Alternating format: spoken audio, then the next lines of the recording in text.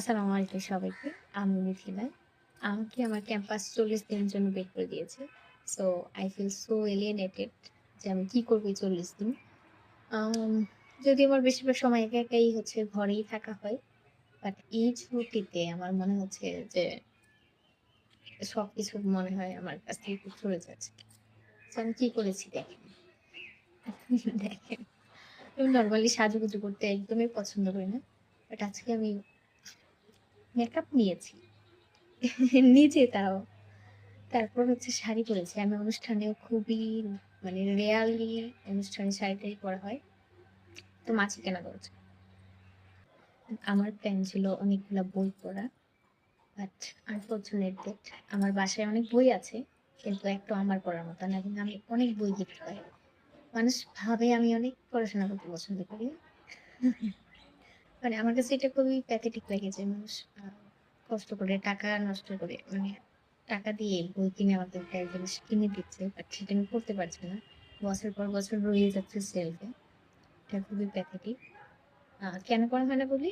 আমি বর্তমানে যারা লেখক আছে, বর্তমান যুগে আমি ওদের একজনের পড়াও করি না। না, খুবই ব্যাকডেটেড আমি।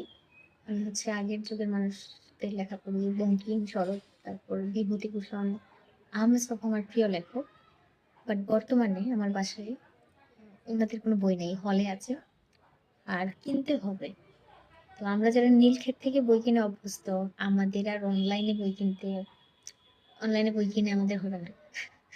নীলক্ষেত যাবো, অনেকগুলা দোকান ঘুরবো, তারপর সবচেয়ে কম দামে যে দোকান থেকে পড়বে ওই দোকানে যাবো, ওই দোকান থেকে বই কিনবো।